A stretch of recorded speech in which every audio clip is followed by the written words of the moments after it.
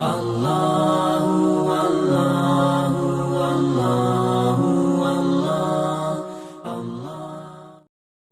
اللہ تعالی قل ان صلاتي ونسكي ومحیاي ومماتي للہ رب العالمین۔ ابھی جو آیت تلاوت کی ہے اس کا ترجمہ اور مفہوم یہ ہے کہ آپ کہہ دیجئے میری نماز اور میری قربانی اور میرا جینا اور میرا مرنا صرف اللہ کے لیے ہے جو تمام عالمین کا پالنے والا ہے۔ یہ کس وقت کی دعا ہے؟ جب ہم قربانی کر رہے ہوتے ہیں تو یہ اس وقت پڑھنے کی دعا ہے۔ اس کا مطلب ہے کہ ہماری تربیت یہ کی جا رہی ہے کہ جو قربانی کر رہے ہو اس کے اندر یہ نیت لے لو اور یہ تصور قائم کر لو کہ قربانی ہو، نماز ہو، جینا مرنا ہو، یہ سب اللہ کے لیے ہے اور کسی کے لیے نہیں، جو تمام عالم کا پالنے والا اور کسی کے لیے نہیں۔ صلاتی جو کہا ہے، ایک تو حضور اکرم صلی اللہ علیہ وسلم نے چھوٹی سی چھوٹی چیز کو بھی نماز سے جوڑ دیا۔ یہ اللہ تعالیٰ کی عجیب شان ہے۔ ایک صحابی ہے، فرمایا یا رسول اللہ میں بحرین جانا چاہتا ہوں تجارت کے سفر کے اوپر، کیا چلا جاؤں؟ تو حضور اکرم صلی اللہ علیہ وسلم نے فرمایا کہ پہلے 2 رکعت نماز پڑھو پھر بحرین جانا۔ ابھی تجارت شروع بھی نہیں ہوئی ہے، ابھی نفع نقصان کا معاملہ ہی نہیں ہے۔ کیا کہا کہ بھائی اگر جانا ہے تو پہلے 2 رکعت نماز پڑھ لو۔ اور ہم بھی صلاۃ الحاجات پڑھتے نہیں پڑھتے، اور صلاۃ الحاجات کو حاجات کی نماز سمجھتے ہیں، صلاۃ الحاجات کو حاجات پورا ہونے کی نماز سمجھتے ہیں۔ بات سمجھ میں آ رہی ہے؟ صلاۃ الحاجات حاجات پورا ہونے کی نماز نہیں ہے، اس کو ذہن میں رکھ لیجیے۔ صلاۃ الحاجات حاجات پورا ہونے کی نماز نہیں ہے۔ 2 رکعت نماز پڑھتے، پوری 2 رکعت کے اندر ہمارے حاجت چل رہی ہوتی ہے اور کچھ نہیں ہوتا۔ کیا نماز بھی دنیا کے لیے تھی کیا؟ چلے آئے اس سے آگے کی بات کرتے ہیں۔ صلاۃ الجنت پڑھتے ہیں، ٹھیک ہے نا؟ سب سے بڑی حاجت کیا ہے؟ جنت کی نا۔ تو جنت بھی کیا ہے؟ مخلوق ہے یا نہیں ہے؟ ارے دنیا تو عارضی چیزیں، دنیا کی حاجت بھی عارضی ہے جو فانی ہے، اس کے لیے تو آپ صلاۃ الحاجات پڑھ رہے ہو، اور جس کی نعمتیں فانی نہیں ہے، دائمی ہے، ہمیشہ رہنے والی ہے، اس کے لیے آپ کیا کرو گے؟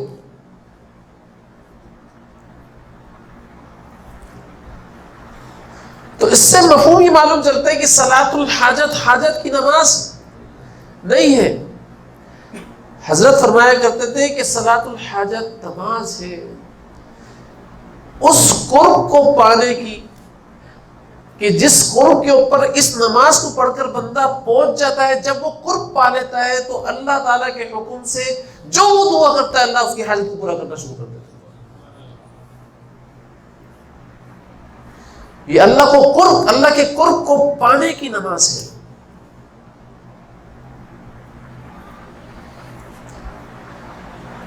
ورنہ پھر نماز کس کے لیے ہو جائے گی؟ مخلوق کے لیے ہوگی نہیں ہوگی؟ ہوگی نا۔ تو اللہ تعالیٰ کے نبی صلی اللہ علیہ وسلم کی ذات نے جو صلاۃ الحاجات بتایا ہے وہ حاجت کو پورا کرنے کے لیے نہیں، بلکہ وہ قرب پانے کی نماز بتایا ہے جس قرب کو پا کر آپ کی نماز اور آپ کی حاجت پوری ہوگی، آپ کی حاجت پوری۔ حضرت انس رضی اللہ تعالی عنہ کے پاس مالی آیا، ان کے باغ میں کام کرتا تھا، فرمایا حضرت پانی نہیں آ رہا اور باغ کے جو غلہ ہے نا وہ سوکھتا جا رہا ہے۔ بولا اچھا لوٹا لاؤ میرا، ابھی اللہ تعالیٰ کی ذات سے بارش برسوا دیں۔ لوٹا لایا گیا، وضو کیا، وضو کرنے کے بعد 2 رکعت نماز پڑھنے کے لیے کھڑے ہو۔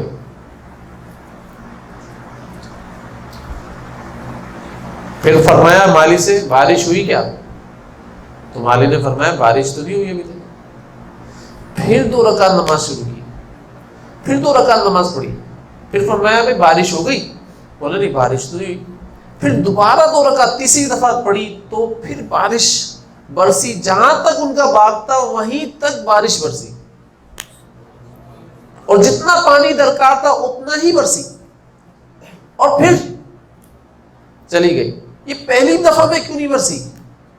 پہلی دفعہ نماز پڑھی تھی، پہلی دفعہ میں کیوں نہیں برسی؟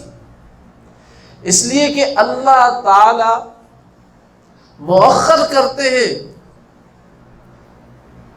حاجات کو مؤخر کرتے ہیں یہ دیکھنے کے لیے کہ یہ عمل کرنے کے اندر ہمیشگی کی بنیاد اختیار کر رہا ہے یا نہیں کر رہا، اس لیے حاجات کو مؤخر کر دیا کہ بھئی ایک دفعہ نماز پڑھی تو ایک دفعہ میں کر دوں گا، تو کیا ہوگا، یہ حاجات کو یہ سمجھنا شروع کر دے گا کہ بھئی حاجات میری مؤخر نہیں ہوتی، پھر یہ ایسا ہوگا کہ عمل سے بھی بندہ جائے۔ ایک وقت ایسا بھی آتا، ہم لوگ بھی یہ کر رہے ہوتے نا، کوئی یہ بتا دے کہ بھائی ابھی بارش ہونے والی ہے، تو جس نے کیا کہتے ہیں ماہر فلکیات نہیں موسمیات، تو ماہر موسمیات اگر یہ بتا دے کہ بھائی بارش ہونے والی ہے تو ہمیں امید کس سے لگ جاتی ہے؟ کس سے لگتی ہے بھائی؟ ماہر موسمیات سے لگتی ہے۔ بار بار اپنے پاس انٹرنیٹ ہوگا، بار بار اس آنے کو چیک کر رہے ہوں گے۔ ایمان والے کا رویہ ایسا نہیں ہونا چاہیے۔ ایمان والا تو ڈائریکٹ مانگا کرتا تھا اور اپنے قلب کی حالت کو چیک کرتا تھا کہ میرے قلب کے اندر مطلع برآمد ہے یا نہیں ہے۔ اگر قلب کے اندر سورج دکھ رہا بارش نہیں ہوگی، اور قلب کے اندر اللہ کی رحمت کا مطلع برآمد ہے اور اللہ سے تعلق کبھی ہے، تو بارش ہو کر رہے گی۔ یہ ایمان والے کا پیمانہ ہوا کرتا تھا۔ آج ایمان والے نے ٹیکنالوجی کا سہارا لینا شروع کر دیا، اس کو دیکھنا شروع کر دیا، حالانکہ اللہ تعالیٰ کی ذات نے قرآن میں فرمایا ہے، قرآن میں فرمایا ہے قیامت کب واقع ہوگی، وہ بارش کب برسے گی، یہ اللہ کے علاوہ کوئی نہیں جانتا ہے، یہ اللہ کے علاوہ کوئی نہیں جانتا ہے۔ لیکن ہماری جیسے ہی کوئی بتاتا ہے، خبر آتی ہے تو ایک دم کیا جاتا ہے، امید کہاں جاتی ہے، اور ایک دم دعا کے لیے ہاتھ کیسے اٹھتے ہیں؟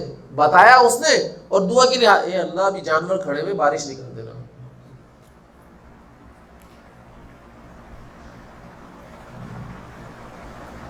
ارے اگر اللہ تعالیٰ کی ذات بارش کر رہی ہے تو اللہ کی ذات کو نہیں معلوم جانور کھڑے ہوئے، اور کس لیے کھڑے ہوئے یہ بھی نہیں معلوم اللہ تعالیٰ کی ذات کو، نعوذ باللہ من ذالک۔ میری اور آپ کی آزمائش ہے اس کے اندر کہ اس وقت یہ کیا کر رہے ہیں، ان کا تعلق مجھ سے کتنا قوی ہے اور ان کا یقین میرے اوپر کتنا بنتا ہے۔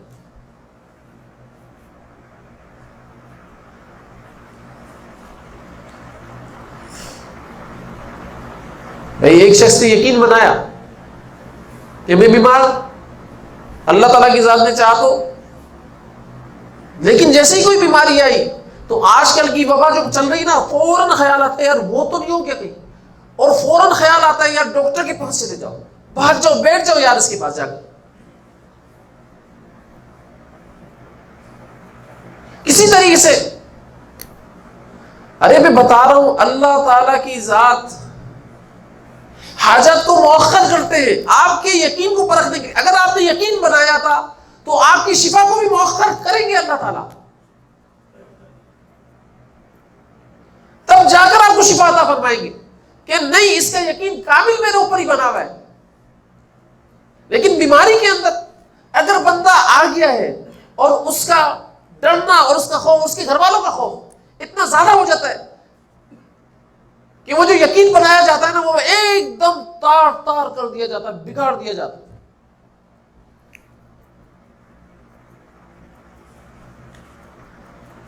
اور پھر کیا ہوتا ہے؟ پھر وہ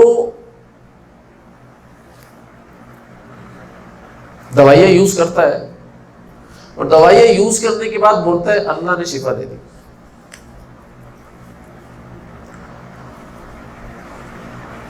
دی ہے اللہ تعالیٰ کی ذات نے شفا، شفا دینے کے اندر کوئی اور نہیں ہے طاقت کہ جو شفا دے سکے، اللہ نے دی ہے، اللہ کے علاوہ کوئی نہیں دے سکتا۔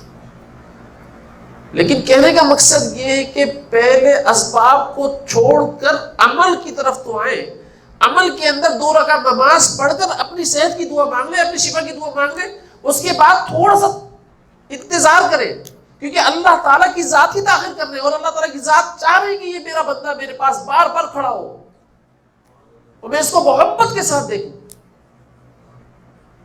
میں نے یہ کام کیا نہیں کرتا ہوں، یہ کام دکھانا ہی نہیں چاہتا اللہ تعالیٰ کی ذات کو، اپنے آپ کو۔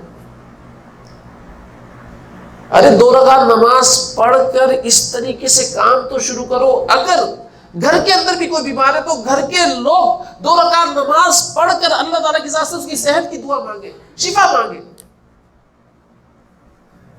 کرے تو صحیح۔ حضور اکرم صلی اللہ علیہ وسلم کا طریقہ اپنائے تو صحیح، صحابہ کرام رضوان اللہ علیہ اجمعین کا طریقہ اپنائے تو صحیح۔ ایک صحابی جیل کے اندر، ان کو نہانے کی حاجت ہو گئی، جنابت کا غسل، احتلام ہو جاتا ہے کسی وقت، نہانے کی حاجت ہو، تو وہ جیلر سے بول رہے ہیں کہ بھائی مجھے تھوڑا پانی زیادہ دے دو تاکہ میں غسل کر لوں، مجھے اس پر جنابت کا غسل فرض ہو گیا ہے، آپ مجھے تھوڑا پانی دے دو۔ بولا نہیں، یہاں پر سوائے پینے کے پانی کے اور کچھ نہیں ملتا، اور تمہارے حصے کا جو پینے کا پانی ہے اتنا ہی دے سکتا ہوں، اس سے زیادہ نہیں دے سکتا۔ اور یہ یہاں پر صحابی منتیں کر رہے ہیں، بول رہے اچھا ایک کام کرو، ایک صورت نکالتا ہوں میں، اور وہ صورت یہ، صحابی فرماتے ہیں وہ صورت یہ ہے کہ بھئی تم مجھے 2 دن تک پینے کا پانی مت دینا، مجھے 3 دن کا اکٹھا دے دو تاکہ میں اس سے غسل کر لوں، میں پیاسا رہ لوں گا لیکن گندگی کے ساتھ نہیں رہ سکتا، بے غسل کے نہیں رہ سکتا، پیاس برداشت ہے، اللہ کا حکم ٹوٹے یہ برداشت نہیں ہے۔ تو اس نے بولا کہ بھائی ایسا یہاں پر کوئی اصول نہیں ہے، قانون نہیں ہے کہ آپ کو اکٹھا پانی دے دیا جائے، لہذا اگلے دن جب آئے گا تو اگلے دن کا پانی اگلے دن ہی ملے گا، اور اس کے اگلے دن کا پانی اس سے اگلے دن ملے گا، اور آج کا پانی آج ملے گا۔ اب یہ گئے اللہ تعالیٰ کی ذات سے دعا مانگ رہے کہ اللہ میں بہت پریشان ہوں، مجھے غسل کرنا ہے، نمازیں پڑھنی ہے مجھے، اور رو رہے خوب۔ تو روایت کے اندر آتا ہے کہ اللہ تعالیٰ کی ذات نے ایک بادل کا ٹکڑا جیل کے اندر بھیجا، جیل میں خوب برسا ہوئی، خوب نہائے۔